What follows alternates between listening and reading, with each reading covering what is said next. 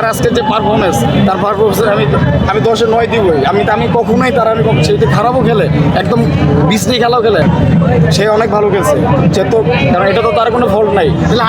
তার সতীর্থ যে প্লেয়ারগুলো ছিল তাকে কোনো পাস দিতেছিল না, আমি তাকে কোনো দায়ী দিব না, কারণ তার মতো মানুষ আমি জীবনে দেখি না, হবেও না। আমার বসকে আমি 10-এ 10 দিব। উনি অনেক ভালো খেলে। এটা হচ্ছে ফুটবল খেলার মানে ফুটবল খেলা ফ্যাক্ট না। তার প্রেমে আমি পড়ছি একমাত্র, সে হচ্ছে মুসলমানদের অনেক সাহায্য করে। সে ফুটবলে যত টাকা ইনকাম করে সব ফিলিস্তিনের বাচ্চাদের দান করে, এবং ফিলিস্তিনের বাচ্চাদের জন্য হোটেল ওনার নিজের একটা হোটেল দিয়ে দিছে। আমার বসকে আমি 10-এ 10 দিব। উনি অনেক ভালো খেলে। এটা তার আজকে যে পারফরমেন্স, তার পারফরমেন্সের আমি 10-এ 9 দিবই। আমি কখনোই তার সে যদি খারাপও খেলে, একদম বিশ্রী খেলাও খেলে, সে অনেক ভালো খেলছে।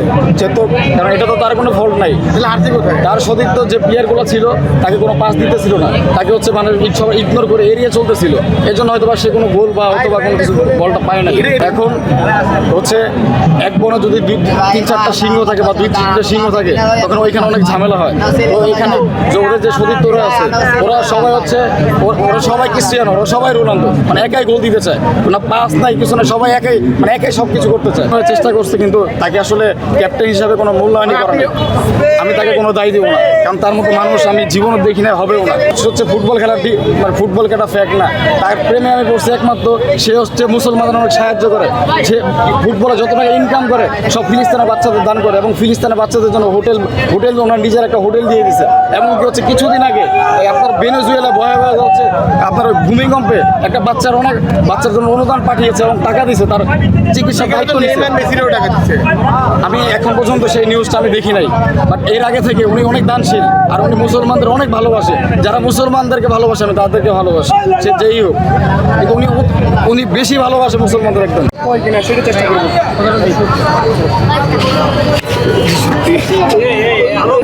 আমি একমাত্র পর্তুগাল নামে কোনো দেশ আছে আমি জানতাম না। আমি এই ব্যক্তিটার জন্য জানছি। আজকে যখন বাসা থেকে বের হইতেছিলাম, তখন আমাকে এক রিক্সাওয়ালা বলতেছিল যে ভাই আজ কোন দলের খেলা মামা, আজ কোন দলের খেলা? মামা স্পেন আর পর্তুগাল। তখন বললো যে স্পেন তো বুঝলাম, কিন্তু মামা পর্তুগাল কি? আমি তো বুঝলাম না, আমি চিনতে পারলাম না। তো 5 মিনিট পর উনি আমাকে বললো যে লম্বা করে যে একটা ব্যাটা আছে যে মুসলমানদের সাহায্য করে, আপনি কি রোনালদোর কথা বলতেছেন? আমি জি জি।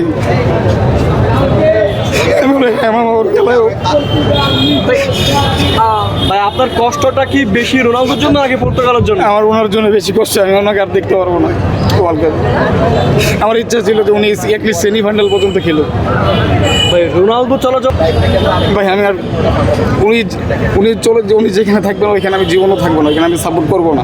উনি যদি ফুটবলের সাথে সম্পর্ক যুক্ত থাকে বা কোনো ধরনের কোচ হয়ে থাকে বা হচ্ছে কোনো মানে যদি ডিরেক্টর হয়ে থাকে, ওই দলের সাপোর্টই করবো। উনি যেখানে আমি সেখানে, আমি একমাত্র ওনার জন্য আসছি। ওনারা আমি খুব ভালোবাসি, কারণ উনি ইসলামরা ভালোবাসে, এই জন্য আমি ওনারা ভালোবাসি।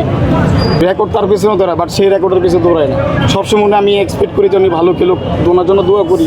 কিন্তু আজকে যতটুকু খেলছে আলহামদুলিল্লাহ, উনি যে এইটুকু মানে এই বয়সে যে এইভাবে এসে স্ট্রাগল করে যেভাবে খেলছে, মানে ওনার মতো তো অনেক বয়সে ছিল। এর আগে যেমন গ্রিজম্যানের কথাই বলি, গ্রিজম্যান তো ওনার অনেক জুনিয়র, 35 মানে ওল্ড মেবি। তো বাট এই গ্রিজম্যান হচ্ছে ও অবসর নিয়ে নিয়েছে ফুটবল থেকে, বাট ওনার হচ্ছে 24 মেবি চলতেছে। বাট এখন পর্যন্ত সে যে কীভাবে মানে এখনও যে স্ট্রং এভাবে যে ফুটবল খেলছে, মানে এটা মানে দেখার অনুভূতি অন্যরকম, মানে একদম অন্যরকম। আমি বুঝাইতে পারবো না এই ফিলিংসটা বলে। কিন্তু আজকে অনেক খারাপ লাগতেছে। আমি হয়তো বা তারা ফুটবল মাঠটা কখনো দেখতে পারবো না, আর দেখতে পারলেও জাতীয় টিম